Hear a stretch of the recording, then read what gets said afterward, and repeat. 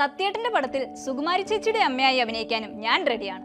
അച്ചുവിന്റെ അമ്മയിൽ മീര ജാസ്മിന്റെ അമ്മയായിട്ടാണ് അഭിനയിക്കേണ്ടതെന്ന് സത്യനന്ദിക്കാട് പറഞ്ഞപ്പോൾ ഊർവശിയുടെ മറുപടിയായിരുന്നു ഇത്. മികച്ച സഹനടിക്കുള്ള ദേശീയ പുരസ്കാരവും നേടിയാണ് 8 വർഷങ്ങൾക്ക് ശേഷം അന്ന് അവർ സ്ക്രീനിൽ തിരിച്ചെത്തിയത്.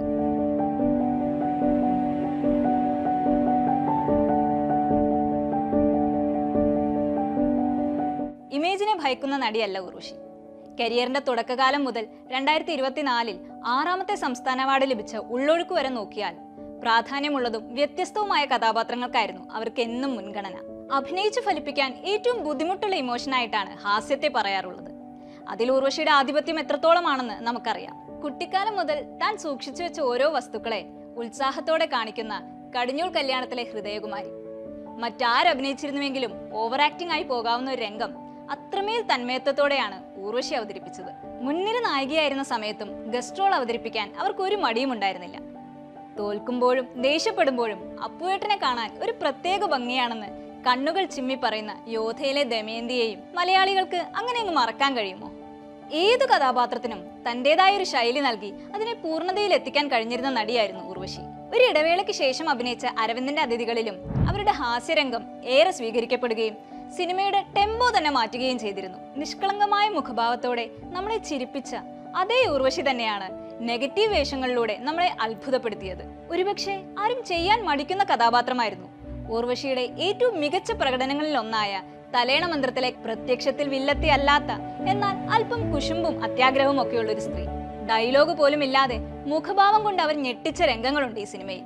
പൊന്മുട്ടയിടുന്ന താറാവിലെ കാമുകനെ ചതിക്കുന്ന സ്നേഹലതയും ഊർവശിയുടെ എടുത്തു പറയേണ്ട ഒരു ഗ്രേ ഷെയ്ഡഡ് റോളാണ്. സ്ത്രീധനത്തിലെ ഏറെ ദുഃഖം അനുഭവിക്കുന്ന ഭാര്യയായിരുന്നു ഊർവശിയെങ്കിൽ ഭാര്യ എന്ന ചിത്രത്തിലേക്ക് എത്തിയപ്പോൾ അല്പം വില്ലത്തിയായി അവർ മാറി.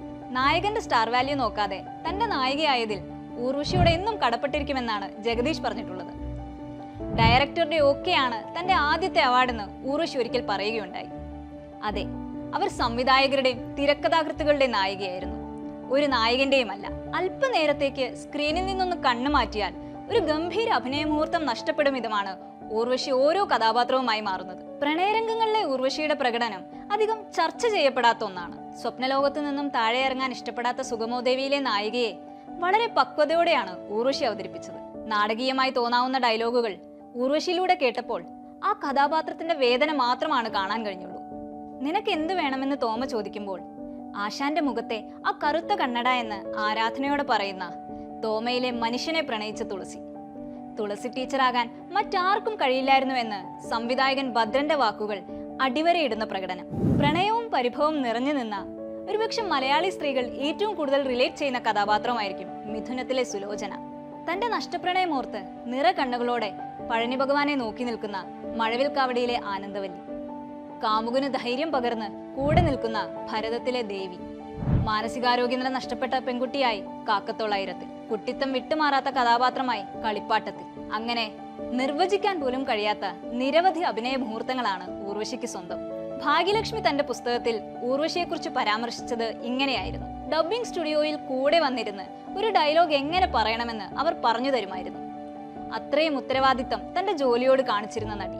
ഭരതൻ സംവിധാനം ചെയ്ത വെങ്കലത്തിലെ തങ്കമണിയും മാളൂട്ടിയിലെ രാജിയും എടുത്തു പറയേണ്ട ഊർവശിയുടെ മറ്റു പ്രകടനങ്ങളാണ്.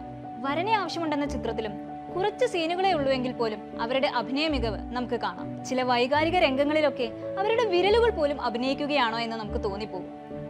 ഊർവശിയുടെ സ്ക്രീൻ പ്രസൻസിന്റെ മികവ് കൂടിയാണത്. നടിമാർ ഇനിയും മലയാളത്തിലുണ്ടാകും, വിസ്മയിപ്പിക്കുന്ന പ്രകടനങ്ങളും ഉണ്ടാകും. പക്ഷേ ഊർവശിക്ക് പകരം ഒരാൾ, അത് മാത്രം സാധ്യമല്ല.